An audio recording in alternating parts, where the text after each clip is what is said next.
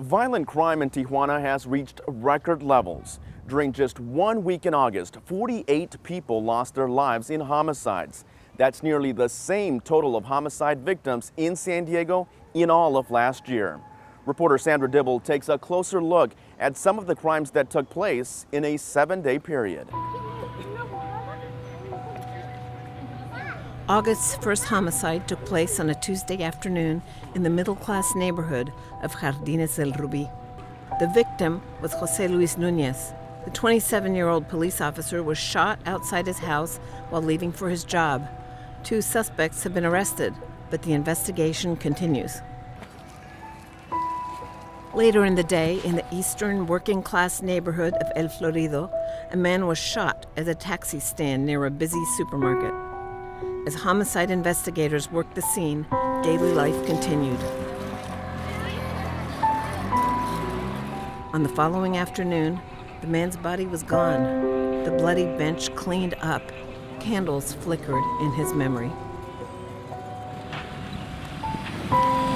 It was Wednesday afternoon in Valle Verde when a gunman opened fire on Romelia Lucero as she played slot machines outside a corner grocery store. The next day, the slot machines were gone. A simple wood cross marked the spot where her life so violently ended. Across town, gunshots shattered the quiet of Colinas de la Presa late on a Thursday afternoon. By the time the Red Cross ambulance arrived, 2 male victims were dead outside a small townhouse. Some neighbors watched from the nearby sidewalks, but for others, life went on. Authorities say most of these killings are connected to the local drug trade and take place in poorer areas of the city. These are places where people come from across Mexico for a better life. As the sun set on a Thursday night, residents of one eastern Tijuana neighborhood waited to return home as investigators combed through the scene of a homicide.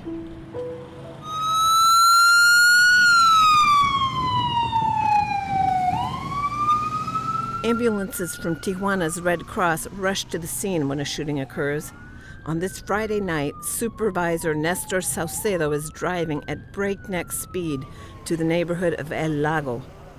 But it is too late.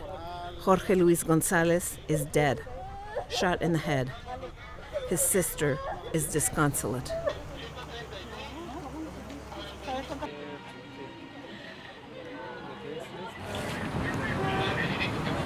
Later that evening, off a busy boulevard in La Mesa, this man was shot in the leg but survived. Paramedics provided emergency care, then took him to a public hospital. Many shooting victims initially survive an assault, only to later die of their injuries.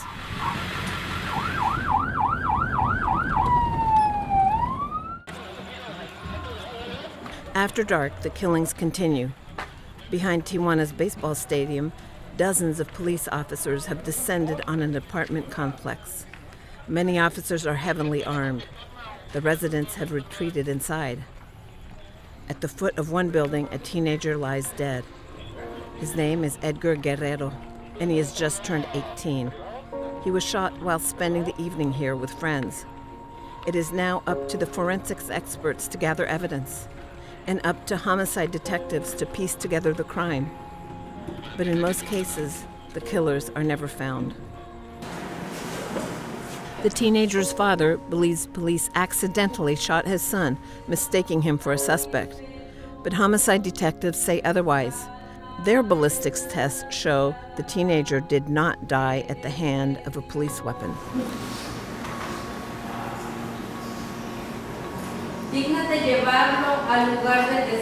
Yo ponía a mi familia, mis necesidades en manos de Dios.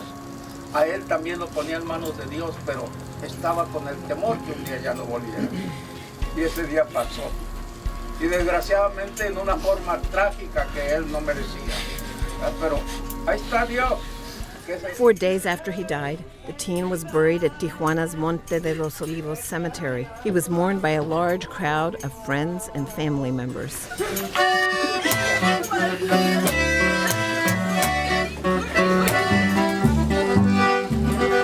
Una primavera de la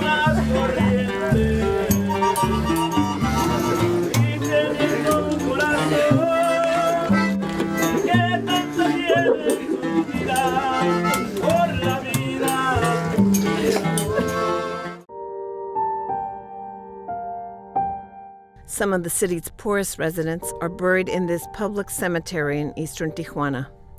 Those homicide victims whose bodies are not claimed or cannot be identified are sent to the common grave, buried in wood coffins stacked a half dozen deep.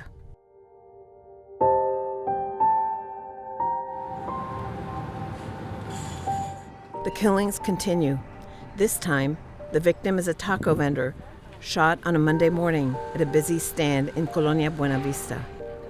Again, a family is left to mourn and to wonder.